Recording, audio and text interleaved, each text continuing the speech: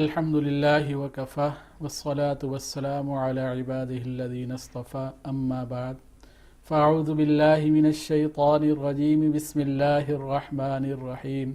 قال الم اقل لک انک لن تستطیع معی صبرا آمنت باللہ صدق اللہ مولانا العظیم۔ بین اسلامی کا دین کنیکٹ پروگرام کے تحت پیغام قرآن کے سلسلے کی 15ویں حصے کے ساتھ آپ کی خدمت میں حاضر ہیں۔ آج انشاءاللہ 16ویں سپارے کے مضامین قرآن کے وہ انشاءاللہ آپ کے سامنے بیان کیے جائیں گے۔ 16ویں سپارے کے اندر اللہ تعالیٰ نے سورہ کہف چل رہی ہے اور حضرت موسیٰ علیہ السلام اور خضر علیہ السلام کا قصہ یہاں پر چل رہا ہے، جس کا کچھ حصہ 15ویں سپارے میں تھا اور کچھ حصہ 16ویں سپارے کے اندر ہے۔ اور اس 16ویں سپارے کے اندر اللہ تعالیٰ نے حضرت موسیٰ اور حضرت خضر کا جو واقعہ تھا اس کی حکمتیں بیان کی کہ 3 واقعات اس ایک واقعے کے اندر ہوئے، جس میں حضرت ایک کے اندر حضرت خضر علیہ السلام نے ایک کشتی اس کو عیبدار کر دیا تھا، اس کو توڑ دیا تھا۔ دوسرے نمبر پر ایک بچہ تھا جس کو حضرت خضر علیہ السلام نے ذبح کر دیا تھا، اور تیسرا جو قصہ تھا اس کے اندر ایک بستی پر یہ دونوں پہنچے تو حضرت خضر علیہ السلام نے اس دیوار کو سیدھا کر دیا۔ اور تو یہ 3 جو واقعات تھے، اس کی حکمت اللہ تعالیٰ نے اس 16 سپارے کے شروع میں بیان فرمائی کہ یہ تینوں قصے تھے۔ خضر علیہ السلام فرماتے ہیں کہ یہ میں نے اپنی مرضی سے نہیں کیے، بلکہ جو بھی بات تھی وہ اللہ تعالیٰ کی طرف سے تھی اور اللہ تعالیٰ کے حکم کے مطابق میں نے یہ کام کیے۔ اور حکمت ان تینوں میں کیا تھی؟ وہ یہ کہ پہلے نمبر پہ جب وہ کشتی خراب کی، کشتی کا جو پھٹا نکال کر اور اس کی لکڑی نکال کر اس کا عیبدار کر دیا، تو وہ اس لیے کہ یہ کشتی یتیم بچوں کی تھی اور ان کا روزگار اس سے وابستہ تھا، تو میں نے اس کو عیبدار کر دیا تاکہ ان کے پیچھے جو ایک ظالم بادشاہ ہے وہ ہر صاف ستھری کشتی کو قبضہ کر لیتا ہے تو یہ اس قبضے سے بچ جائے۔ دوسری چیز کی جو حکمت تھی کہ اس بچے کو قتل کیا تھا، تو اس کی حکمت بیان فرمائی کہ یہ بچہ اللہ تعالیٰ کی طرف سے یہ بات لکھی ہوئی تھی کہ یہ نافرمان ہے، تو اللہ تعالیٰ چاہتے تھے کہ اس کے بجائے اللہ تعالیٰ اس کو اچھا بچہ اور فرمانبردار بچہ اللہ تعالیٰ عطا فرما دے۔ تیسرا جو واقعہ تھا کہ ایک بستی پر پہنچے، ان سے کھانے کا کہا تو انہوں نے انکار کر دیا، اور دوسری طرف حضرت خضر علیہ السلام نے یہ احسان کر دیا کہ وہاں پر ایک دیوار جو گرنے والی تھی اس کو صحیح کر دیا۔ اس کی حکمت یہ تھی کہ اس دیوار کے نیچے خزانہ موجود تھا جو کہ یتیم بچوں کا تھا، اور قرآن یہ کہتا ہے کہ ان کے والدین نیک تھے، اور مفسرین کہتے ہیں کہ کوئی 6ٹھی نسل میں 7ویں نسل میں جا کر ان کے جو باپ دادا تھے وہ نیک تھے، تو اس نیکی کے بدلے میں اللہ تعالیٰ نے معاملہ یہ کہ اس دیوار کو سیدھا کر دیا تاکہ یہ بچے جب بڑے ہو جائیں تو اپنا خزانہ نکالیں اور اپنے استعمال میں لائیں، کسی اور کے ہاتھ وہ خزانہ نہ چڑھ جائے۔ تو اس واقعے سے ہمیں یہ بات معلوم ہوتی، ایک تو بات حضرت خضر علیہ السلام نے فرمایا کہ جو کچھ کیا اللہ کے حکم سے کیا، اور دوسری بات جو ہمیں سیکھنے کی ہے وہ یہ کہ بظاہر دنیا کی زندگی کے اندر کئی مواقع ایسے آتے ہیں جس پر آ کر ہم پریشان ہو جاتے ہیں، تو وہاں اس بات پر نظر رہنی چاہیے کہ نہ جانے اس میں اللہ تعالیٰ کی کیا کیا حکمتیں ہوں گی۔ یعنی وہ بچے کو قتل کر دینا بڑی چیز تھی، اس کشتی کو عیبدار کر دینا بڑی چیز تھی، اور لیکن اس کی جب حکمتیں معلوم ہوئیں تو پھر احساس ہوا کہ اللہ تعالیٰ ہمیشہ ہمارے ساتھ بہتری کے معاملات فرماتے ہیں۔ تو اس زندگی کے اندر ہمیشہ اپنے آپ کو پرسکون رکھیے اور اس بات پر نظر رکھیے کہ اللہ تعالیٰ جو ہمارے ساتھ کرے گا وہ ہمارے ساتھ بہترین ہوگا، اس چیز کے اوپر ہمارا پر نظر ہونی چاہیے۔ اور یہی اس قصے کا اور اس اپنے حضرت موسیٰ علیہ السلام حضرت خضر علیہ السلام کے واقعے کا سبق ہے۔ اس کے بعد سورہ کہف کے اندر اللہ تعالیٰ نے ذوالقرنین علیہ السلام کا واقعہ ذکر کیا ہے۔ بس اتنی بات فرمائی کہ ایک بادشاہ تھے، باقی وہ کون سے بادشاہ تھے، کہاں کے تھے، کیسے تھے، اس کے اوپر اس قصے کے جو عبرتیں ہیں اور اس سے حاصل ہونے والے سبق ہیں اس کو سیکھنے سمجھنے کے لیے ان تفصیلات میں جانے کی ضرورت نہیں ہے۔ قرآن نے جو ذکر کیا وہ یہ کہ انہوں نے 3 سفر کیے، ایک انتہائی مشرق میں، ایک انتہائی مغرب میں اور ایک انتہائی شمال میں، اور 2 جگہ پر ان کو قومیں ملی جو کہ اچھی تھیں، اور ان کے بارے میں ان حضرت ذوالقرنین کا جو بات اللہ تعالیٰ نے نقل کی ہے کہ جو ٹھیک ہوگا اس کے ساتھ اچھا رہوں گا، جو اللہ کی نافرمانی کرے گا اس کے ساتھ میں بھی اس کے ساتھ سختی کا معاملہ کروں گا۔ اور ایک اور جو تیسرا جو سفر تھا اس میں ایک ایسی قوم پر کے پاس پہنچے جو پہاڑوں کے درمیان رہتی تھی، اور وہ پریشان تھی ایک دوسری قوم کے جو ان کے پاس آ کر فساد مچاتی تھی۔ قرآن نے اس کا نام یاجوج ماجوج کا ہے کہ یہ وہ قوم تھی جو کہ آتی تھی اور فساد مچاتی تھی. تو اس فساد سے بچنے کے لیے انہوں نے درخواست کی حضرت ذوالقرنین سے کہ آپ ہماری کچھ مدد کریں. حضرت ذوالقرنین علیہ السلام نے ان کے اس دوسری قوم کے درمیان ایک دیوار کھڑی کر دی, اور دیوار کھڑی کرنے کے بعد جو بات کی وہ اصل سبق کی ہے کہ انہوں نے یہ بات فرمائی کہ جو کچھ کیا ہے یہ میں نے میرے قوت بازو کے نتیجے میں نہیں کیا, اللہ کے حکم سے کیا اور اللہ کی رحمت سے کیا, اللہ کی مدد سے کیا ہے. اور دوسری بات یہ کہ جب اللہ چاہے گا تو یہ دیوار ٹھیک ہے بہت مضبوط ہے, لیکن جب اللہ چاہے گا تو یہ بالکل ریزہ ریزہ ہو جائے گی, اور قیامت کے دن ایسا ہی ہونے والا ہے. اور اس صورت کے آخر رکوع کے اندر اللہ تعالیٰ نے اس بات کو بیان کیا ہے کہ کچھ لوگ وہ ہوتے ہیں جو یہ سمجھتے ہیں کہ ہم بہت اچھا کام کر رہے ہیں, لیکن اللہ کے نزدیک اس کام کی کوئی حیثیت نہیں ہوتی, کوئی ویلیو نہیں ہوتی. اور وجہ اس کی یہ کہ اس کام کی ویلیو نہ ہونے کی کہ ہم اس طریقے کے مطابق نہیں کر رہے ہوتے جو کہ پیغمبر کے ذریعے سے, رسول کے ذریعے سے ہم تک پہنچا ہے. تو اس سے اس بات کی طرف بھی اشارہ ہے کہ صرف کام اچھا ہونا کافی نہیں ہے, بلکہ اس کا شریعت کے مطابق ہونا, سنت رسول کے مطابق ہونا یہ بھی لازمی ہے. تبھی وہ کام, وہ عمل اللہ تعالیٰ کے یہاں قابل قبول ہے. تو اللہ تعالیٰ ہمیں تمام اعمال کے اندر اس بات کی فکر کرنے کی توفیق عطا فرمائے کہ جو بھی کام کریں وہ شریعت کے دائرے میں کریں. سورہ مریم 16 سپارے کے اندر یہ سورت شروع ہوتی ہے, 6 رکوع اس کے اندر ہیں, اور حضرت مریم علیہ السلام جو حضرت عیسیٰ کی والدہ تھی ان کے نام پر, کیونکہ اس سورت کے اندر حضرت مریم کا قصہ بھی ہے, اس حوالے سے اس سورت کا نام سورہ مریم رکھا گیا ہے. سورہ مریم کا آغاز حضرت زکریا علیہ السلام کے قصے سے ہوتا ہے کہ انہوں نے اللہ تعالیٰ کی بارگاہ میں یہ دعا کی اور کہ یا اللہ مجھے میرا ایک صالح بیٹا عطا فرما دیجئے. اور صورتحال یہ تھی کہ حضرت زکریا علیہ السلام کی عمر اس وقت 120 سال تھی, اور اس وقت وہ اللہ تعالیٰ سے یہ دعا کر رہے ہیں کہ یا اللہ مجھے بیٹے کی نعمت عطا فرما دے, اور اللہ کے سامنے عاجزی دکھا رہے ہیں کہ یا اللہ میں بوڑھا ہوں, میری جو اہلیہ ہیں اور بیوی ہے وہ بانجھ ہے, لیکن میں یہ دیکھ رہا ہوں کہ اگر میرا کوئی صالح اولاد نہ ہوئی تو بنی اسرائیل کی امامت, بنی اسرائیل کو لے کر چلنے والا کوئی نہیں ہوگا, تو آپ مجھے اپنے بیٹا نصیب فرما دیجئے. تو اللہ تعالیٰ نے ان کی یہ دعا قبول فرمائی, اور یحییٰ علیہ السلام کی صورت میں ان کو بیٹا عطا فرمایا. اس سے ہمیں یہ بات معلوم ہوتی ہے کہ جب بھی اللہ تعالیٰ سے مانگیں تو اللہ تعالیٰ سے اپنی عاجزی کا اظہار کریں. یا اللہ ہم کمزور ہیں, آپ کمزور نہیں ہیں, ہم چیزوں پر قادر نہیں ہیں, لیکن آپ تو قادر مطلق ہیں, آپ ہر چیز پر قادر ہیں, آپ ہمیں عطا فرما دیجئے. ایک اور بات یہ سمجھ میں آتی ہے کہ بعض اوقات ہمارے نظر میں ایک چیز بعید لگتی ہے کہ نہیں ہو پائے گی, لیکن اللہ کے نزدیک کوئی بھی چیز بعید نہیں ہے, اللہ تعالیٰ ہر چیز کے کرنے پر قادر ہیں. تو اسباب بعیدہ کے ہوتے ہوئے بھی اللہ تعالیٰ سے دعائیں مانگی جا سکتی ہیں. ایک یہ قصہ. اگلی بات جو اللہ تعالیٰ اس صورت کے اندر بیان کی گئی ہے حضرت مریم علیہ السلام کا حضرت عیسیٰ علیہ السلام کی پیدائش کا قصہ ہے, اور حضرت عیسیٰ علیہ السلام کی تو پیدائش کا قصہ ہے یہ اس سے بھی زیادہ حیرت انگیز ہے جو کہ حضرت یحییٰ علیہ السلام کا تھا, کہ اس کے اندر اللہ قرآن جو ذکر کرتا ہے حضرت مریم علیہ السلام ایک طرف کونے میں تھی, حضرت جبرائیل علیہ السلام آتے ہیں, ان کے قریب آتے ہیں تو وہ پھر ان سے پناہ مانگتی ہیں کہ اگر کہ میرے سے دور ہو جاؤ. پھر وہ بتاتے ہیں کہ میں تو اللہ کی طرف سے بھیجا ہوا فرشتہ ہوں, پھر وہ تھوڑے سے ٹھیک ہوتی ہیں, اور ساتھ میں حضرت جبرائیل فرماتے ہیں کہ میں اللہ کی طرف سے بشارت لے کر آیا ہوں کہ تمہیں اللہ تعالیٰ کی طرف سے بیٹا عنایت ہوگا. تو اس وقت کہتی ہیں کہ مجھے کیسے بیٹا ہوگا جبکہ مجھے کسی بشر نے, کسی انسان نے, کسی مرد نے چھوا نہیں. تو وہ کہتے ہیں کہ یہ اللہ تعالیٰ کے نزدیک کوئی مسئلے کی بات نہیں ہے, کوئی مشکل بات نہیں ہے. یہ اللہ تعالیٰ اپنی قدرت دکھانا چاہتے ہیں کہ ایک طرف حضرت آدم علیہ السلام ہیں جو بغیر ماں باپ کے پیدا ہوئے, اس کے بعد حضرت حوا ہیں جو کہ بغیر باپ کے پیدا ہو گئیں, اور پھر اس کے بعد حضرت عیسیٰ علیہ السلام ہے جس کو اللہ تعالیٰ نے بغیر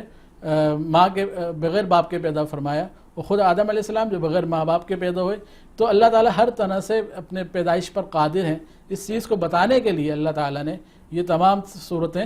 ہمارے سامنے رکھی ہیں. سورہ مریم کے اندر ایک حضرت زکریا علیہ السلام کا قصہ ہو گیا, پھر حضرت مریم علیہ السلام کا, حضرت عیسیٰ علیہ السلام کی پیدائش کا قصہ اللہ تعالیٰ نے تفصیل سے بیان فرمایا, اور اس میں اس عقیدے کی تصحیح کی جس کے بارے میں عیسائی سمجھتے تھے حضرت عیسیٰ علیہ السلام اللہ کے بیٹے ہیں. تو اللہ تعالیٰ نے القرآن پاک نے بالکل واضح کر دیا کہ حضرت عیسیٰ علیہ السلام جب پیدائش ہو گئی، پیدائش ہونے کے بعد یہ معجزہ اللہ تعالیٰ نے دکھایا کہ حضرت مریم علیہ السلام کو کہا گیا کہ آپ خاموش رہیں، اور حضرت عیسیٰ علیہ السلام جب بولے تو پہلی بات جو بولی تھی وہ یہ کہ انی عبد اللہ، کہ میں اللہ کا بندہ ہوں۔ تو اس سے تمام جو عقیدے تھے عیسائیوں کے اس کو اللہ تعالیٰ نے رد کر دیا کہ حضرت عیسیٰ علیہ السلام اللہ کے بندے اور رسول ہیں، وہ کوئی اللہ کے بیٹے یا اللہ نہیں ہے۔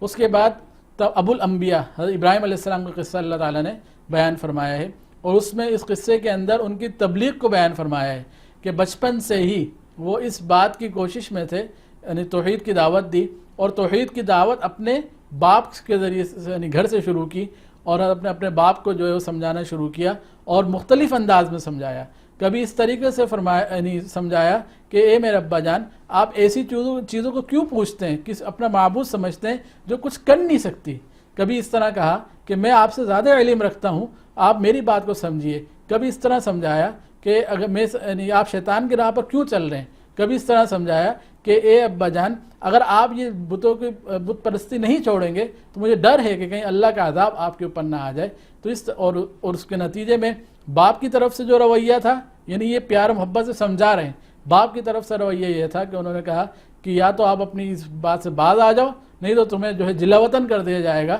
تو حضرت ابراہیم علیہ السلام کو جلا وطن ہونا پڑا، اپنا ملک چھوڑ کر، عراق کو چھوڑ کر شام کی طرف وہ ہجرت کرنی ان کو پڑی۔ اور اس میں سبق ہے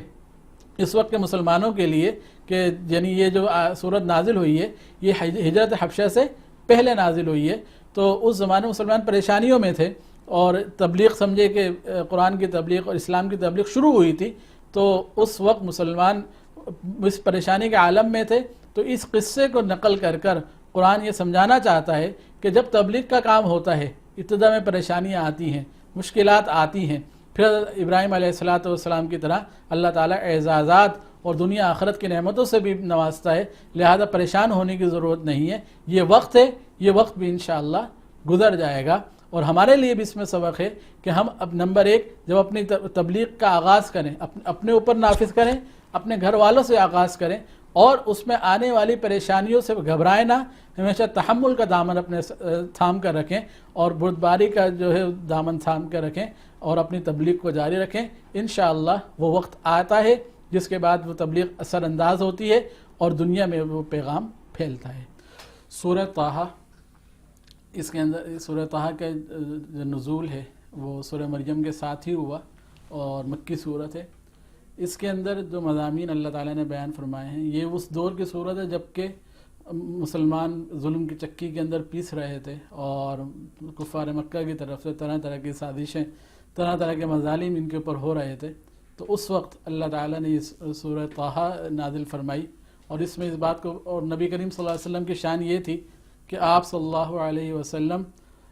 لوگوں کو جو ہے چاہتے تھے کہ زیادہ سے زیادہ لوگ اسلام لے کر آ جائیں اور ہدایت کی طرف آ جائیں۔ اس کے لیے آپ خوب محنت کرتے تھے، دن بھر تبلیغ کرتے، رات بھر کھڑے رہتے، جس تو اللہ تعالیٰ کو آپ صلی اللہ علیہ وسلم پر ایک ترس آیا، اور آپ اللہ تعالیٰ نے فرمایا کہ قرآن اس لیے نازل نہیں کیا کہ آپ اس کی وجہ سے اتنی مشقت میں آ جائیں۔ اس مشقت میں آنے کی ضرورت نہیں ہے، اللہ تعالیٰ ہدایت اس کو دیتے ہیں جس کے دل میں خود اللہ تعالیٰ کا کچھ خوف ہو، تو اللہ تعالیٰ اس کو ہدایت دیتے ہیں۔ پھر اس کے بعد اللہ تعالیٰ نے حضرت موسیٰ علیہ السلام کا جو قصہ ہے وہ تفصیل کے ساتھ اس صورت کے اندر نازل فرمایا، اور حضرت موسیٰ علیہ السلام کو قصہ نازل کرنے کا مقصد یہ ہے کہ یہ جو یہودی تھے، یہ موجود تھے قریب قریب، اور مشرک مکہ کو بھی حضرت موسیٰ علیہ السلام کے واقعات کے بارے میں علم تھا، تو اللہ تعالیٰ نے اس کی صحیح حیثیت بھی بیان فرما دی، اور ساتھ ساتھ اس وقت کے مسلمانوں کے لیے اللہ تعالیٰ نے یہ نصیحت بھی کر دی کہ جس طریقے سے موسیٰ علیہ السلام اپنے بنی اسرائیل کو لے کر مشقت کے اندر تھے، فرعون کے ظلم و جبر کے اندر تھے، پھر اللہ تعالیٰ نے بعد میں ان کو اس سے خلاصی دی اور نجات عطا فرمائی۔ اسی طریقے سے آج ٹھیک ہے مسلمان مکہ کے اندر پریشانی میں ہیں، لیکن ایک وہ وقت آئے گا جب مسلمان بھی ان مشرک مکہ کے جو تکالیف ہیں اس سے نجات حاصل کر جائیں گے۔ حضرت موسیٰ علیہ السلام کے واقعے میں ابتدا اللہ تعالیٰ نے حضرت موسیٰ علیہ السلام کو جو نبوت عطا کی گئی تھی اس وہاں سے کی ہے کہ حضرت موسیٰ علیہ السلام جب مدین سے واپس مصر کی طرف آ رہے تھے تو وہاں پر طور سینا پر اللہ تعالیٰ نے حضرت موسیٰ علیہ السلام کو اپنے نبوت عطا فرمائی، اور حضرت موسیٰ علیہ السلام نے اس وقت اللہ تعالیٰ سے درخواست کی کہ یا اللہ میری زبان کے اندر لکنت ہے، آپ میری زبان کی لکنت کو دور فرما دیجئے۔ رب اشرح لی صدری ویسر لی امری، یہ حضرت موسیٰ علیہ السلام کی دعا ہے کہ میرے سینے کو کھول دیجئے اور میرے بھائی ہارون کو میرا مضبوطی کے لیے وزیر بنا دیجئے، میرا ساتھ کر دیجئے۔ تو اللہ تعالیٰ نے موسیٰ علیہ السلام کی دعاؤں کو قبول فرمایا، یہاں تک کہ اللہ تعالیٰ نے کلیم اللہ حضرت موسیٰ علیہ السلام کو بنایا اور حضرت ہارون کو حضرت موسیٰ علیہ السلام کے ساتھ کر دیا۔ اس کے بعد کے قصے کے اندر حضرت موسیٰ علیہ السلام کی پیدائش کا قصہ ہے، جس میں حضرت موسیٰ علیہ السلام کے یعنی پیدائش ہوئی اور کس طریقے سے حضرت موسیٰ علیہ السلام کو اللہ تعالیٰ نے فرعون کے دربار میں بڑا کیا، اور پھر حضرت موسیٰ علیہ السلام جب جوان ہو جاتے ہیں تو وہ قبطی کا ایک قتل ہوتا ہے، جس کے نتیجے میں حضرت موسیٰ علیہ السلام جو ہے وہ راہ فرار اختیار کرتے ہیں اور مدین کی طرف چلے جاتے ہیں۔ وہ قصہ اللہ تعالیٰ نے یہاں پر بیان کیا ہے۔ اور پھر اس کے بعد یعنی فرعون جب موسیٰ علیہ السلام واپس مصر آتے ہیں، نبوت عطا ہوتی ہے، فرعون کو جو دعوت و تبلیغ کرتے ہیں، دعوت و تبلیغ کے بعد فرعون کے مختلف عذاب آئے اور پھر حضرت موسیٰ علیہ السلام بنی اسرائیل کو لے کر دریا کے سمندر کے اس پار چلے گئے۔ تو وہ مکمل قصہ اللہ تعالیٰ نے یہاں پر موسیٰ علیہ السلام کا بیان کیا ہے۔ جیسا عرض کیا کہ مقصد یہ ہے تاکہ مسلمانوں کو بھی تسلی ہو اور کفار کو بھی سبق ہو کہ آج تم ظلم کر رہے ہو لیکن یہ ہمیشہ نہیں رہے گا۔ ساتھ ساتھ ابو الانبیاء اور تمام انسانوں کے باپ حضرت آدم علیہ السلام قصہ اللہ تعالیٰ نے نقل فرمایا ہے، اور اس میں خاص طور پہ اس بات کو بیان فرمایا ہے اور اشارہ کیا ہے، حضرت آدم علیہ السلام سے لغزش ہوئی تو فوراً اللہ تعالیٰ کے سامنے گڑ گڑا کر معافی مانگی، جس کے نتیجے میں اللہ تعالیٰ نے معاف کر دیا۔ اور سورت کے آخر میں، اس سپارے کا آخر میں دوبارہ پھر اللہ تعالیٰ نے قرآن کے اوپر جمنے کے اور ہدایت اور اللہ تعالیٰ کی باتوں کو ماننے کا حکم دیا ہے کہ اللہ تعالیٰ اور جو لوگ اللہ تعالیٰ کی باتوں کو نہیں مانتے تو اللہ تعالیٰ ان کے لیے کافی ہے۔ سورہ طٰہٰ کے اندر اللہ تعالیٰ نے اجمالی طور پر حضرت آدم علیہ السلام کا قصہ بھی نقل فرمایا ہے، اور حضرت آدم علیہ السلام کا مختصراً ذکر کرنے کے بعد جس میں حضرت آدم علیہ السلام کا مسجود ملائکہ یعنی فرشتوں نے ان کو حضرت آدم علیہ السلام کو سجدہ کیا، اس قصے کو بیان فرمایا، اور ساتھ ہی اس بات کو بیان کیا ہے کہ یہ قرآن اللہ تعالیٰ نے نازل فرمایا ہے، اور اس قرآن کا اگر اعراض کرو گے، اس کی پیروی نہیں کرو گے تو اللہ تعالیٰ تمہاری زندگیوں کو تلخ کر دے گا۔ آج ہم اپنی زندگی کو دیکھ سکتے ہیں کہ ہم کتنی پریشانیوں کے اندر، کتنی مشکلات کے اندر ہیں۔ یقیناً اس کے اندر ہماری ایک بڑی جو کوتاہی ہے وہ یہ ہے کہ ہم نے قرآن پاک کی تعلیمات کو چھوڑ دیا، جس کے نتیجے میں اللہ تعالیٰ نے ہماری معیشت کو تنگ کر دیا۔ اب چاہے IMF ہماری مدد کے لیے آ جائے، چاہے اور ہم طریقے کر لیں، لیکن جب تک قرآن کی تعلیمات پر عمل نہیں کریں گے اس وقت تک ہمارے لیے اپنی زندگی کو اور اپنی معیشت کو بہتر کرنے کا طریقہ، زندگی کو آسان کرنے کا طریقہ نہیں ہو سکتا۔ اور اس صورت کے آخر میں پھر اللہ تعالیٰ نے مسلمانوں کو اس بات کا حکم دیا ہے کہ یہ جو دنیاوی لوگ ہیں، یہ جو کفار ہیں، ان کے مال و متاع کی طرف نہ دیکھیں، یہ سب ان کے لیے آخرت میں ایک عذاب کی صورت میں آ جائے گا، اور جو آخرت ہے وہ متقی لوگوں کے لیے اور نیک لوگوں کے لیے انجام اللہ تعالیٰ نے اچھا کیا ہے۔ تو اللہ تعالیٰ اس بات کا یقین ہمیں عطا فرما دے کہ دنیا کی زندگی عارضی ہے اور اصل کامیابی آخرت کی ہے۔ یہی پیغام سورہ طٰہٰ کا، یہیں پر ہم اپنے پیغام قرآن کے جو سیریز ہے اس کے 15ویں حصے کا اختتام کرتے ہیں۔ انشاءاللہ نئے حصے کے ساتھ انشاءاللہ پھر دوبارہ حاضر ہوں گے۔ السلام علیکم۔